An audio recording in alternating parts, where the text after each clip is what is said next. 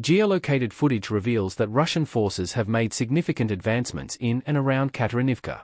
The Russian troops moved in two main directions, advancing directly into the village via a tree line and seizing southeastern buildings before heading north to strategic positions at the intersection of Leninska Street and the main road in the town center. Additionally, they progressed south of Katerynivka, capturing agricultural buildings and a nearby tree line by the reservoirs.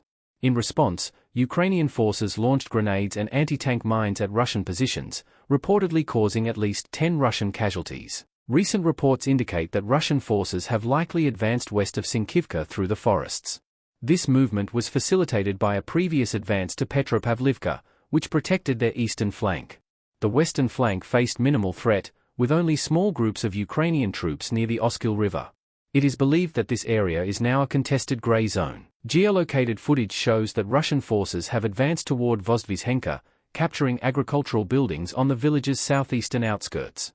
This location is strategically significant due to its proximity to the Pokrovsk-Kostiantynivka highway, a critical logistical route for Ukraine.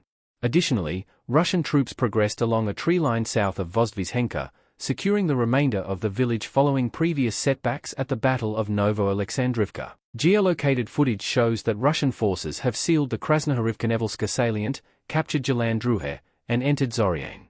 While much of this progress likely happened earlier, Russian troops have recently reached northern Oleksandropol, prompting Ukrainian forces to withdraw from their tree-line positions. Unconfirmed reports suggest that Russian forces have crossed the Vovcha River and taken full control of Zoryane. As the Russian offensive continues, Ukraine may need to withdraw from Kurakhivka and Hirnyk. Ukrainian forces are fiercely defending the northern flank to maintain control of Izmailivka and Novoselydovka, aiming to delay Russian advances and facilitate a strategic withdrawal. Ukrainian sources report that Russian forces have launched a second offensive on the strategic city of Selydove approximately 12 hours ago, advancing into the eastern residential areas. After likely recapturing the concrete plant, Russian troops, supported by air and artillery strikes, have reportedly captured Miru Street. They then advanced over two bridges spanning a tributary of the Solona River, entering the eastern houses on Lysychanska Street. Reports indicate that Russian forces have moved into the eastern outskirts of Vyshneve, located west of Selydove. Assault operations are currently underway, with ongoing clashes reported in the area. Geolocated footage shows that Russian forces have advanced in the Kupiansk direction, reaching the Oskil River and dividing the Ukrainian bridgehead. The advance began with a mechanized assault featuring at least 7 tanks and BMPs pushing southwest through Kurakhivka to the Oskil River, where infantry likely took positions. A second assault with 4 tanks, armored vehicles, and an APC aimed to widen the advance into the eastern part of the village. Infantry dismounted to secure positions in the northern residential area, while the remaining vehicles advanced south to the intersection of the A79 highway and the main road. According to build analyst Julian Ropka, Russian forces have breached Chasiv Yar's defenses, advancing 2.5 kilometers west along the city's southern edge. After months of fighting, troops reportedly crossed the Seversky Donetsk-Donbass Canal.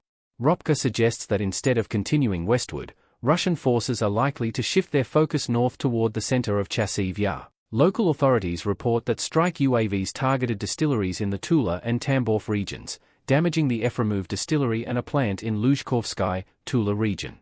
The Biochem plant in Tambov caught fire. In the Bryansk region, drones hit the Suzemsky district, damaging a non-residential building and a boiler house.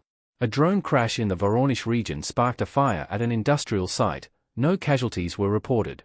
The Russian Defense Ministry claims to have destroyed 18 Ukrainian drones in the Bryansk, Belgorod, Kursk, Tula, and Ural regions.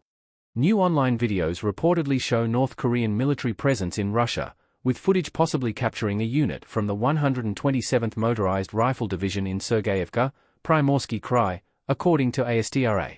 Previously, Nexta reported that North Korea had assured it would not send military forces to fight against Ukraine.